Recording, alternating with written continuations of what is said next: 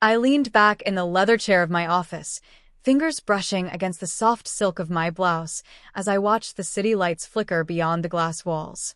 From this height, downtown Los Angeles looked almost like a jewelry box tipped over, scattering diamonds across velvet. The vibration of my phone broke the silence, a notification that the lease deposit had cleared. I smiled, sipping jasmine tea that was still steaming, letting the irony of the moment sink in. My cousin Ethan had just wired money to me, not as a gift, not as repayment of some old debt. No, he had sent his first rent payment, because the building he was moving his dream project into, it belonged to me. If you had told me years ago that the same man who once mocked me, who laughed in my face at a family dinner when I shared my idea for a startup, would one day sign paperwork with my name on it, I would have shaken my head in disbelief. Yet here we were. The thought stirred something complicated inside me. Pride, yes. Satisfaction, absolutely. But beneath it lingered a sting, the memory of how small I once felt under his ridicule. How his smirk had cut deeper than any honest criticism. I traced my fingertip along the smooth rim of my teacup and whispered to the empty room, half in triumph, half in irony. Funny how life works, Ethan. My startup was a joke to you, but now I'm your landlord. I wasn't always the woman sitting in a high-rise office, sipping tea over lease agreements. Back then, I was just a 22-year-old girl with a hand-me-down laptop, a notebook full of scribbles, and a head full of impossible dreams. It was a Sunday afternoon when the humiliation happened. My aunt had hosted one of those big family barbecues in the suburbs, paper plates, potato salad, kids running around with sticky popsicles. I'd been buzzing with excitement, eager to share my idea with someone. I thought maybe, just maybe, my family would finally see me as more than the quiet, artsy cousin. Ethan, 2 years older than me, already had a corporate job at a marketing firm. He carried himself like he had the whole world figured out. I still remember the way he leaned back in his chair, sunglasses perched on his head, when I nervously told everyone about my plan to launch a small digital branding startup. At first, there was silence. Then his laugh, sharp, dismissive, cruel. A startup? You? Oh, come on, Natalie. You can barely manage gas money. Who's gonna invest in your little hobby? The words hit harder than I let anyone see. My throat tightened, cheeks burned hot, and my hands trembled as I gripped the edge of my plastic cup. I forced a smile, nodding like it didn't matter, but inside I felt something crack. The rest of the table joined in with polite chuckles, trying to soften his jab, but the damage was already done. That night, when I got home, I sat on my bed staring at the blank pages of my notebook. My grandmother's handwriting caught my eye on the inside cover, a gift she'd given me on my birthday just months before. In her looping script were the words, "Don't wait for permission to build your world." I traced the ink with my fingertip, my chest aching. Tears blurred the page, but beneath the hurt was a fire I hadn't felt before. If no one believed in me, I would believe in myself. If Ethan thought I was a joke, I would make sure one day the punchline was mine.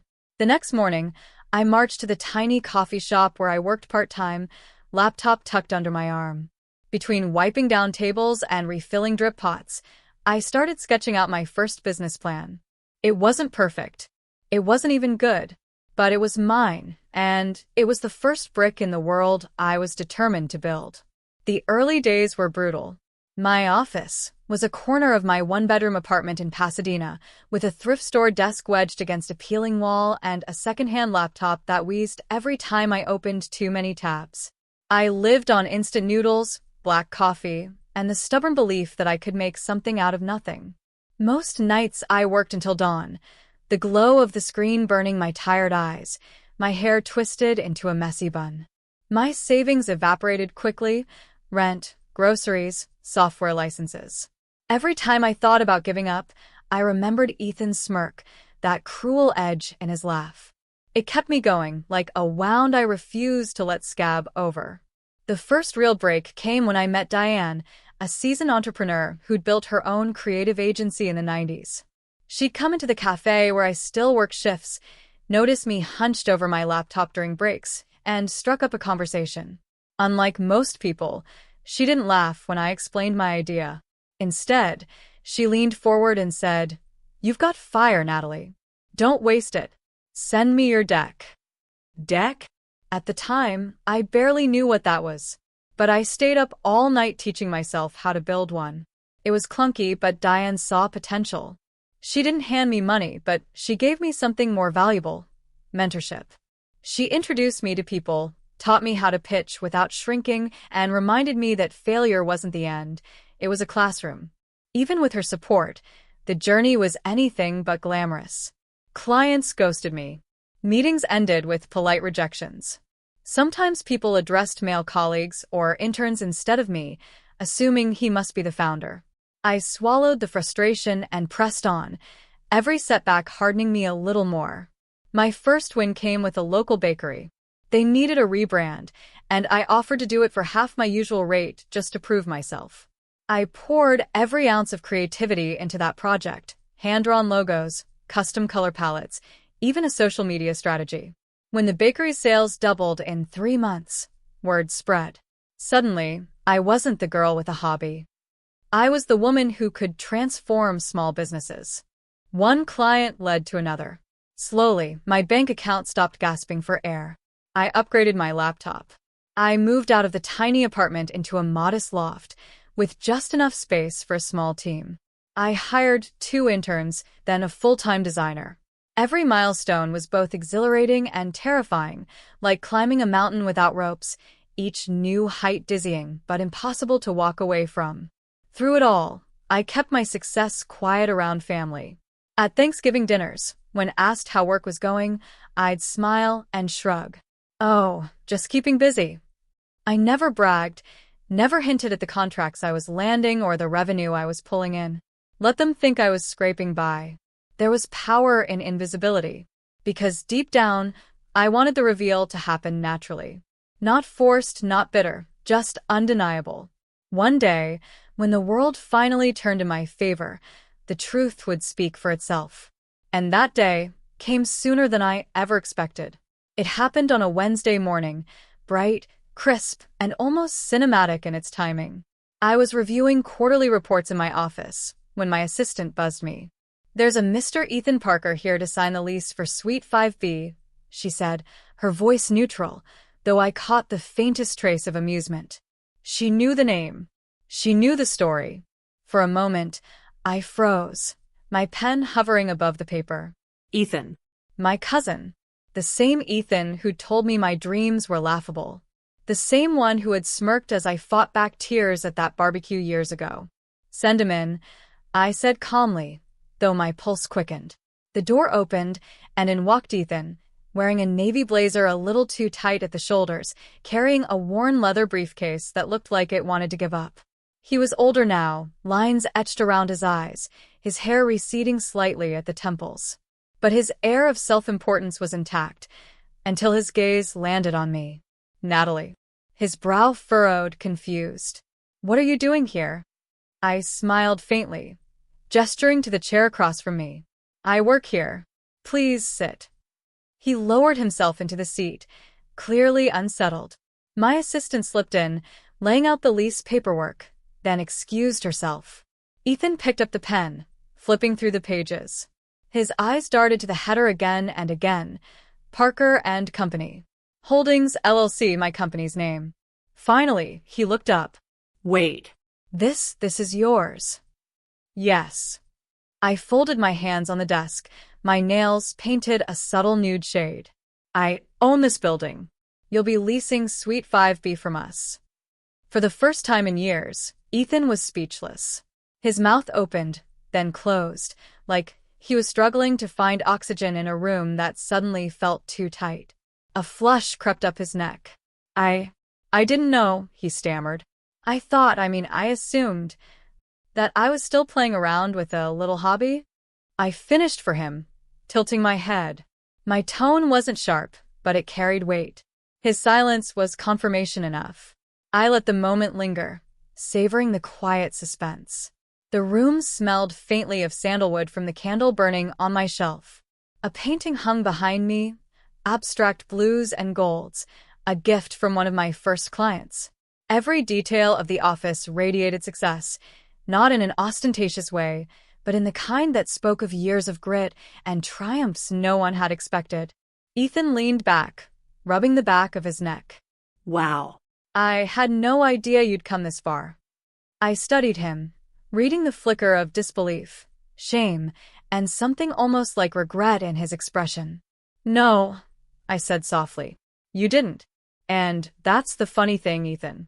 You never cared to know. He swallowed, eyes dropping to the papers.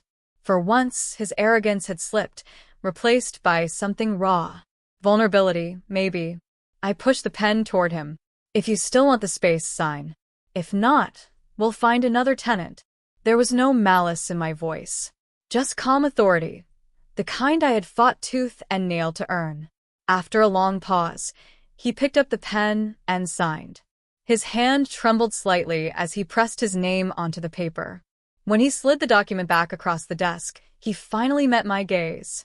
I underestimated you. His voice was quieter now, stripped of the mockery I'd once known so well.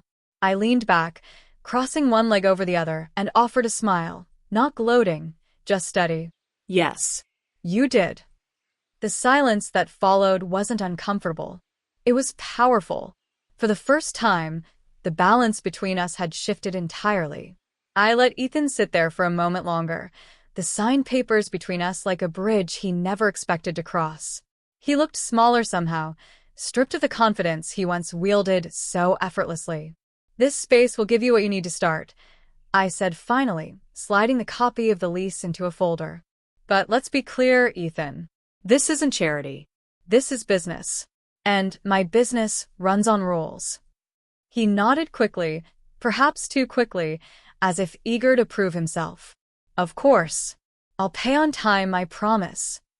That's the bare minimum, I replied, my voice calm but firm. But there's more. His brows knit together. More? Yes. Conditions. I leaned forward slightly, resting my elbows on the desk.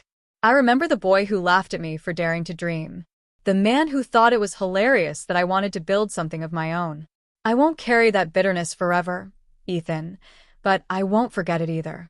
If you're going to occupy space in my building, you're going to operate differently than you used to. He shifted in his chair, uneasy. What do you mean? First, I said, ticking the point off on my fingers, respect. Not just for me, but for everyone in this building, from my janitorial staff to your own interns. I won't tolerate arrogance here. He opened his mouth, then closed it again, nodding reluctantly. Second, I continued, authenticity. No empty posturing, no flashy promises you can't keep. If you're going to build something, build it for real. Otherwise, you'll find yourself out of this lease faster than you signed it. I watched as his jaw tightened. The pride in him wanted to resist, but he stayed silent. And third, I said softly, growth. Not just in business, but in you.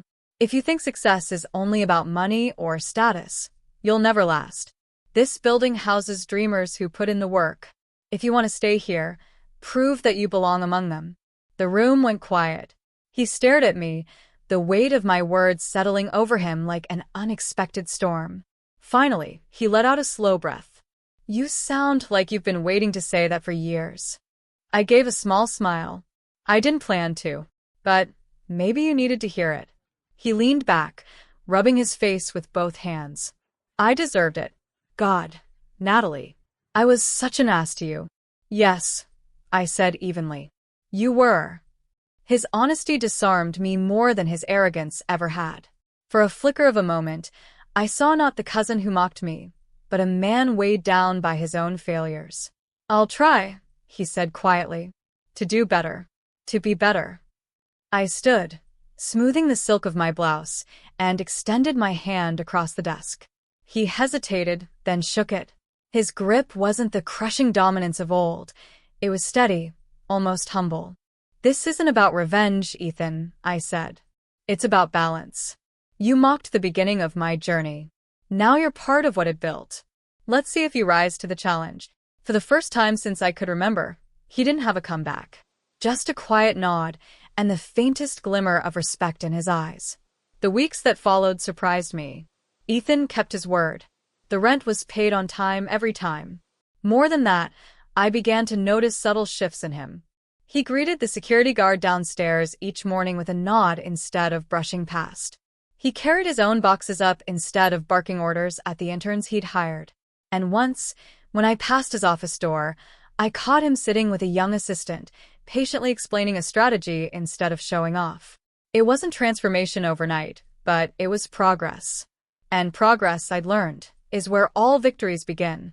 Some evenings, when the building grew quiet and the hum of computers dimmed, I'd sit alone in my office with that same notebook my grandmother had given me years ago. The edges were frayed now, the ink faded, but her words still shone like a compass. Don't wait for permission to build your world. I'd smile as I traced the letters, remembering the girl I once was, trembling hands, shaky voice, swallowing humiliation at a family table. That girl had felt so small, so powerless. But she had chosen to rise anyway. And now? She was unrecognizable. One Friday, as I was leaving, Ethan stopped me in the hallway. He looked tired, but not defeated. "Natalie," he said quietly, "thank you for giving me this chance. I don't know if I deserve it, but I'm trying." For the first time, I believed him. I nodded, offering a gentle smile. "That's all I ever wanted, Ethan. For both of us to try. To build something real." As I stepped out into the cool night air, the city lights flickering like the stars I used to wish on, I felt a calmness settle in me. This wasn't revenge. It wasn't even vindication. It was closure, a chapter rewritten, a balance restored. I tucked the notebook back into my bag, its weight familiar, grounding. My grandmother's advice had carried me through storms, through ridicule, through nights where the only companion was the steady hum of my old laptop. And now it stood as proof. Dreams don't need permission. They need persistence. The cousin who mocked my startup now signed checks with my name on them. And as I walked into the night, heels clicking against the pavement, I whispered to myself with quiet pride, "That's not revenge. That's balance."